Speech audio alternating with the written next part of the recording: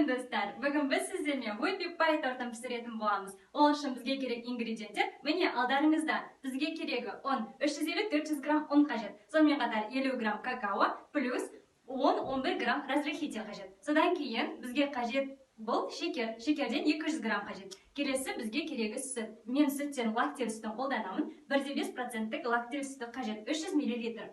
Келесі бізде 2 жұмыртқа. Келесі жұмыртқадан кейін бізге керегі сливочное масло. Сливочное масло бізге 200 грамм керек. Мен закрома май қолданамын. Қазір бізге ертіп келу қажет. Достар, мінекей бастаймыз тортымызды. Міне бізге қажет 2 жұмыртқа, шекер. Екеуін жақсылап миксерлейтін боламыз.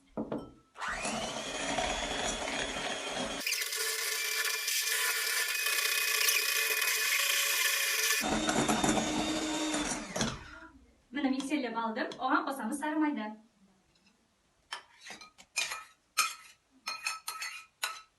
Астына қалдырамын қанша граммнан қосатынымызды.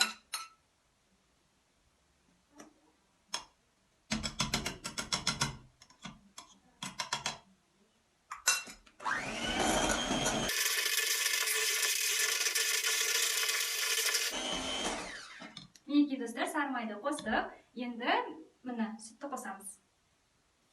Менде лактель сүті 1,5%. Біз осылайша сұйық қоспалардың барлығын қосып алдық. Енді құрғақ қоспаға көшеміз. Мұнда жаңағы айтып өткендей ұн, какао және де разрыхительді жақсылап араластырдым. Осыны сұйық қоспаға аз-аздан қосып миксерлейміз.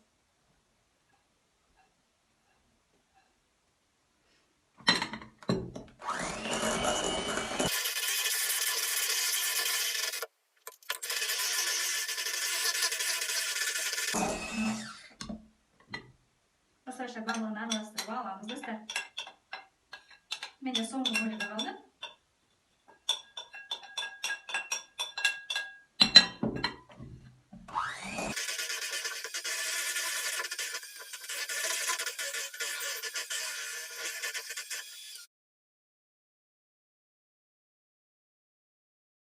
Достар, 4 пергамент қағазына орналастырғаннан кейін әрқайсысын жеке-жеке осылай тегістеп шығамыз.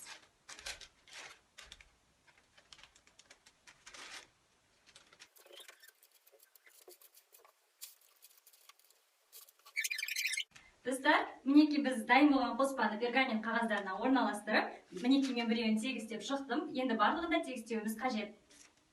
Достар, мінекей біздің барлық корждарымыз дайын болды. Бір тегіс қып тегістеп шықтым. Ендеше осы барлық корждарды 180 градуста пеште пісіріп алатын боламыз. Кеттік ендеше.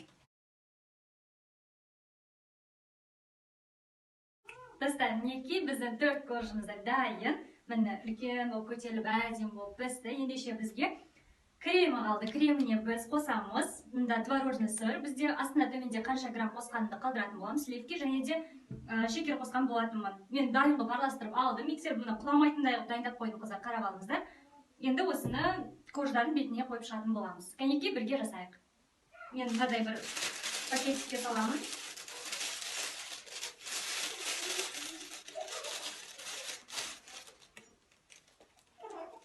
Міне достар, мен мынадай пакетикке құйып алдым кремді. Ендеше бастайық.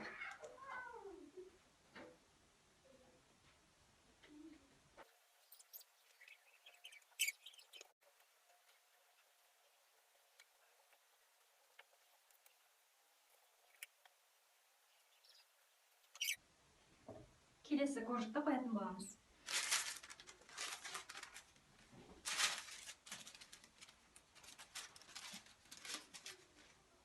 Аккуратно аламыз, орналастырамыз.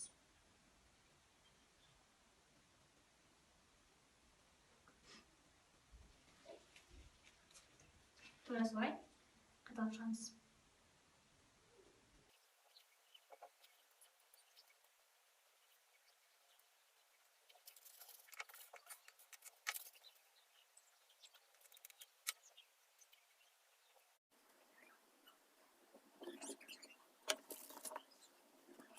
Достар, біз коржықтарымызды орналастырып болғаннан кейін ең бетіне коржықтың осылай шоколад құйдым. Шоколад, ерітілген шоколад менде.